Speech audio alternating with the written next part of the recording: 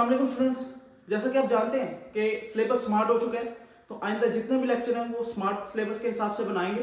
तो पहले जितने चैप्टर हम पढ़ चुके हैं उसको भी फिल्टर करेंगे, आपको बताऊंगा कि क्या करना है क्या छोड़ना है और बोर्ड के पेपर में किस तरह से मैक्सिमम मार्क्स जो है वो कलेक्ट करने हैं। तो चलते हैं जी क्वेश्चन की तरफ। तो आज का क्वेश्चन है एक्सरसाइज 6.1 का क्वेश्चन नंबर 6।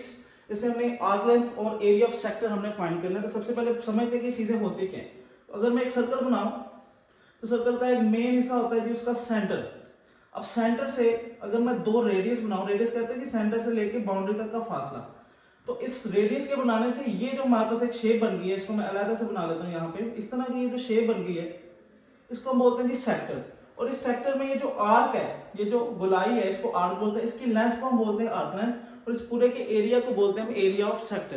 तो ये दो चीजें हमने फाइंड करनी है। तो लेंथ फाइंड करने का फार्मूला हमारे पास है जी L is equal to r theta और एरिया फाइंड करने का फार्मूला हमारे पास है 1/2 आर स्क्वायर थीटा।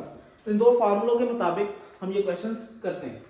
तो पहले पार्ट की तरफ चलते हैं। उसमें हमारे पास रेडियस दिया गया थी 6 सेंटीमीटर और थीटा एंगल जो दिया गया हुआ है जी π/3 रेडियन। तो एंगल ये जो दो हमारे लाइन सेगमेंट इनके दरमियान जो सर्कुलर डिस्टेंस है उसको एंगल बोलते हैं, मैंने पहले भी समझाया। तो चलिए जी पहले लेंथ ऑफ सेक्टर फाइंड कर लेते हैं। तो length is equal to r theta. तो इसमें वैल्यूज पुट करते हैं। आर मेरे पास है जी 6 सेंटीमीटर और थीटा मेरे पास है जी π/3। तो इसको सॉल्व करते हैं। तो 3 टू द 6 बचेगा जी 2 पाई। कैलकुलेटर में इसको सॉल्व कर लें। 2 इंटू पाई की जो वैल्यू होती है वो होती है जी 3.14। 2 इंटू 3.14 ये इक्वल आ जाएगा जी आपका 6.28 सेंटीमीटर। यूनिट होगा जी लेंथ का। जो यूनिट रेडियस का होगा वही यूनिट लेंथ का होगा। तो ये लेंथ ऑफ आर्क आ गई। एरिया ऑफ आर्क फाइंड करते हैं। तो area is equal to 1/2 r square theta. इसको भी सॉल्व कर लेते हैं। 1/2 आर है जी 6 इसका स्क्वायर और थीटा हमारे पास दिया गया जी π/3।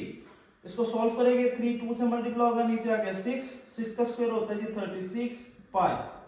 अब इसको सॉल्व कर लेते हैं। 6 6 का 36 तो ये आपके पास आ जाएगा जी 6 पाई और 6 पाई की वैल्यू आपके पास आएगी जी 6 इंटू 3.14। तो एरिया आपके पास आ जाएगा जी 6 इंटू 3.14 ये आपके पास आ रहा है जी 18.84 सेंटीमीटर स्क्वायर। तो इस तरह से हमने लेंथ भी फाइंड कर ली और एरिया भी फाइंड कर लिया। हाई इजी क्वेश्चन है, सिर्फ आपको फार्मूला आना चाहिए। तो पार्ट नंबर 2 की तरफ चलते हैं। यहां पर भी कर लेता हूं मैं पार्ट नंबर 2। पार्ट नंबर 2 में मेरे पास रेडियस जो है वो 4.8/पाई सेंटीमीटर और थीटा जो है वो है जी 5 π/6। सबसे पहले लेंथ फाइंड करते हैं। L is equal to r theta. तो रेडियस है जी 4.8/पाई इंटू 5 π/6। पाई पाई से कैंसिल हो गया, बाकी हमारे पास बच गया जी 4.8 इंटू 5 डिवाइडेड बाय 6। तो ये हमारे पास आंसर आ जाएगा जी 4 सेंटीमीटर। इसी तरह एरिया फाइंड कर लेंगे। Area is equal to 1/2 r square theta. Values put करेंगे। 1/2 आर की वैल्यू हमारे पास है जी 4.8/पाई और थीटा की वैल्यू हमारे पास है जी 5 π/6। तो इसको सॉल्व करते हैं। 1/2 वैसे ही लिख लेते हैं। 4.8 का अगर मैं स्क्वायर लेता हूं तो वो मेरे पास आ रहा है जी 23.04। सॉरी 23 लिखना था, मैंने 32 लिख दिया। 23.04 divided by pi square into 5 π/6। तो ये एक पाई कैंसिल हो गया, बाकी हमारे पास बच गया 1/2 23.04 इंटू 5/6 और यहाँ पे 2 पाए थे, एक कैंसिल हो गया, एक बच गया। अब इसको सॉल्व कर लेते हैं। तो पहले ऊपर वाली वैल्यूज को मल्टीप्लाई कर लेते हैं। 23.04 मल्टीप्लाई बाय 5 तो ये आपके पास आ जाएगा जी 115.2।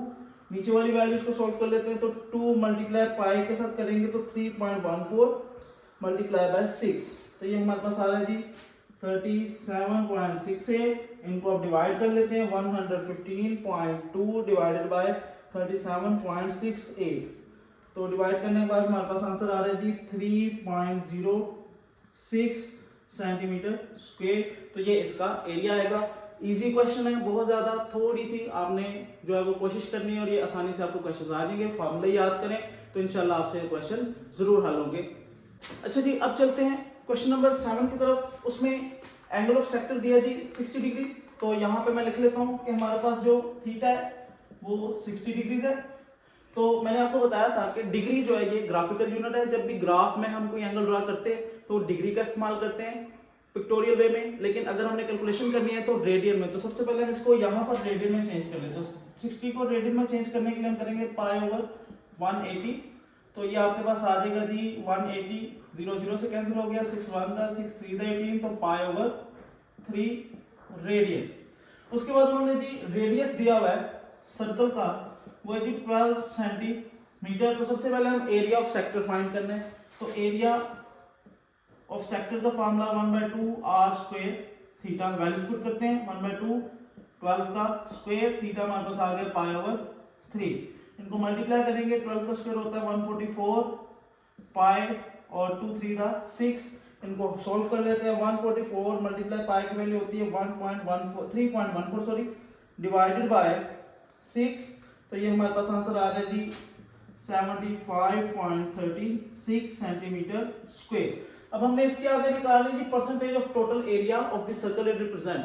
तो टोटल सर्कल में से ये कितने परसेंट है हमारा सेक्टर, वो हमने निकालना है। तो उसके लिए हमें एरिया ऑफ सर्कल भी निकालना पड़ेगा। तो यहां पर मैं एरिया ऑफ सर्कल निकालता हूं, एरिया ऑफ सर्कल, इसको मैं ए प्राइम से शो कर देता हूं।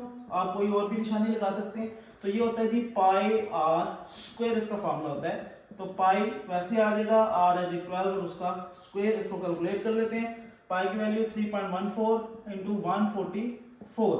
तो ये हमारे पास आ जाएगा जी 3.14 इंटू 144, ये आ गया जी 452.16। अब हम निकालते हैं जिसकी परसेंटेज।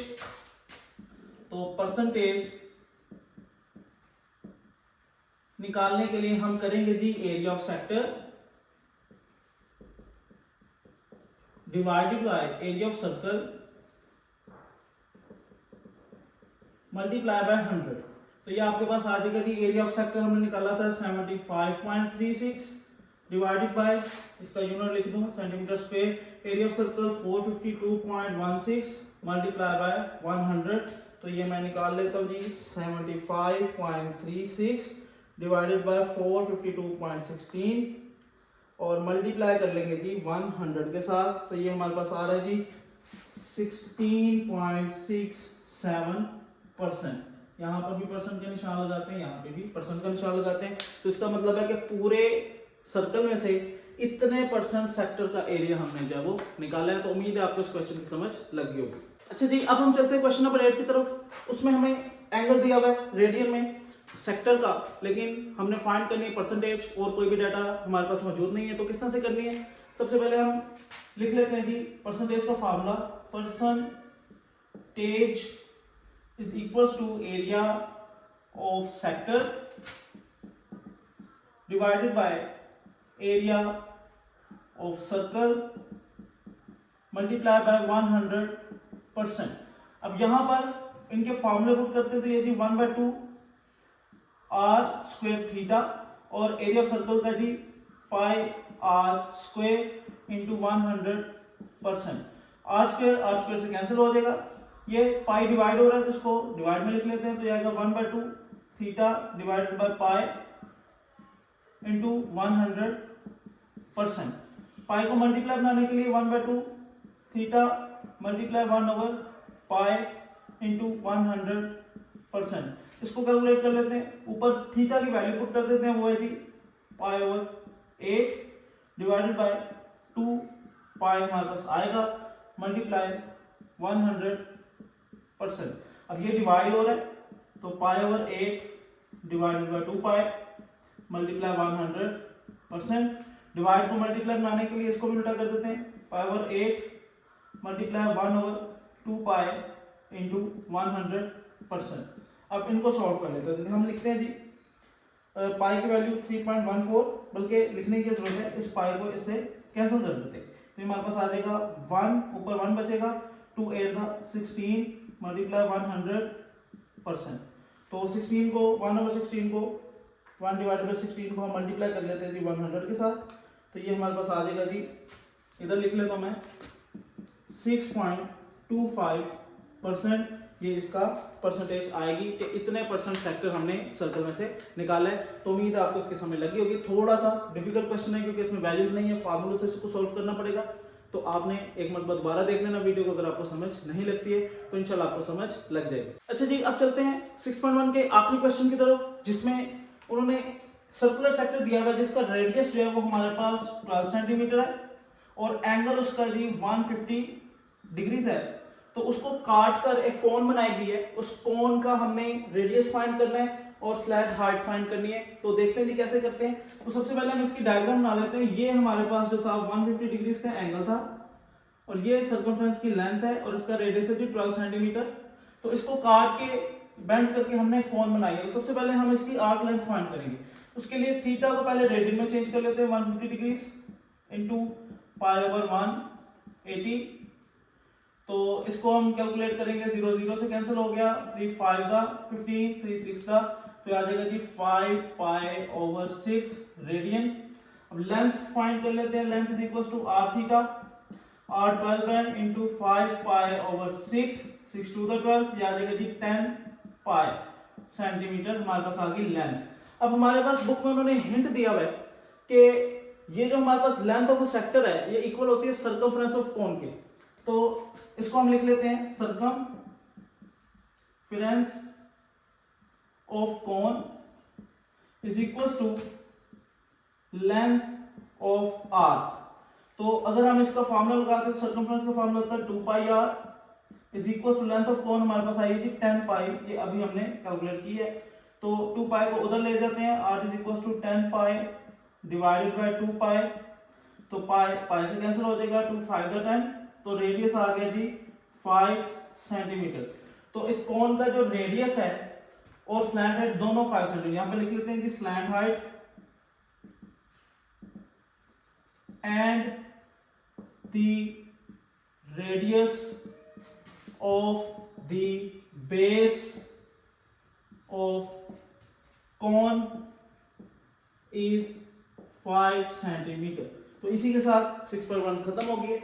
उम्मीद है आपको इसकी समझ लगी होगी। अगर कोई भी कंफ्यूजन है तो वीडियोस को दोबारा देखें, फिर भी कोई कंफ्यूजन रहती है तो कमेंट्स में लाजमी पूछें। इसके साथ साथ वीडियोस को लाइक किया करें, शेयर करें, सब्सक्राइब करें चैनल को, ताकि ये नॉलेज दूसरों तक भी पहुंच सके। Thank you.